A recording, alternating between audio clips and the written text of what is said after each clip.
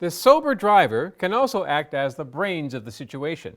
Some may consider this person the designated thinker who looks out for the well-being of others. The consequences of DUID are not always obvious or easy to see. Consider the emotional impact you may experience if you decide to drive impaired. Let's look at Chad's story. I definitely had a feeling earlier on that I should just stay at my friend's place and sleep there that night. But he decided to get in his vehicle and drive. He never made it home. He was taken to jail. What police told him then has forever changed his life. He came up and he yelled at me, "Mr. Olson." I jumped down. I was in the cell, and he's like, "Do you know what I had to do tonight?" And I said, "No." And he said, "I had to go tell 5 kids that their parents weren't coming home tonight." And I said, and I just broke down, and yeah, it's hard at times to live with what I've done, but I'm not gonna hide from it. I made this choice, this selfish decision, and I need to live with it for the rest of my life, and I will. What could the people who were around Chad that evening have done to help prevent this tragedy? Remind him of the consequences. Stress the cost of a DUID or the horror of a fatal crash. Just like with alcohol, you should have a person you trust to be your designated driver. Call a rideshare service or taxi. But remember, Tiffany! People who are intoxicated or impaired should never be allowed to travel unaccompanied.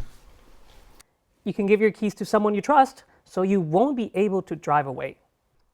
Find other people to help convince them not to drive. It's okay to gang up on them. I'd let them know how concerned I am for their safety and the safety of others.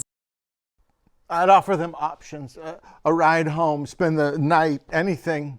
I'd stay persistent, insist that they find another way home. Don't give up, save a life.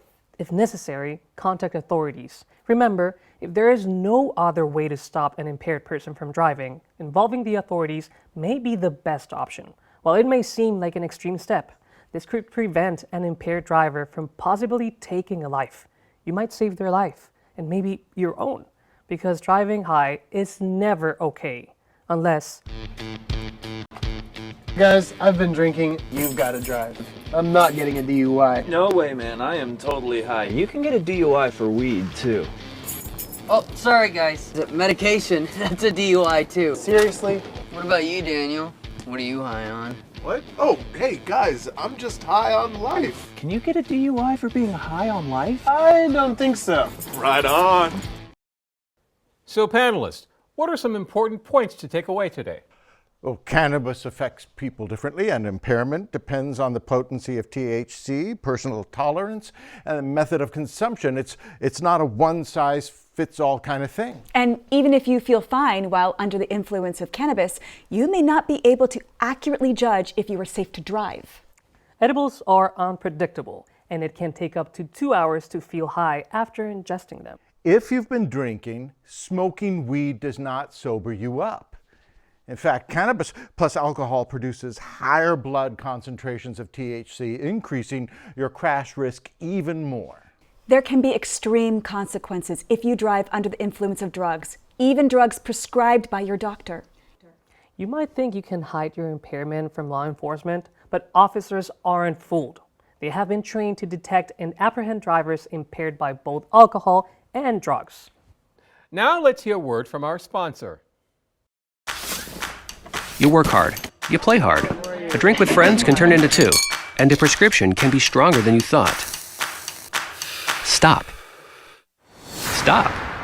There are a lot of ways to get a DUI, and a lot of ways to go. Call a cab, text a friend, share a ride. Better yet, plan ahead and leave the keys behind.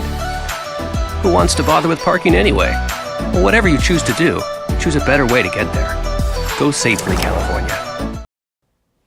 We've shared a lot of information, but the message is crystal clear. Driving under the influence of drugs is a risky, dangerous choice that can have serious, long-lasting consequences. Anyone who chooses to drive high would be a loser. So, who are the real winners of this game show? You're not going to give us any prize money, are you, Bert? Your prize is this information that could save lives. Not even a parting gift? I'm taking my podium. Okay. Well, this has been. Hey, what did we end up with here? Well. Thanks for tuning in and drive safe out there. Don't drive impaired. And call 911, please.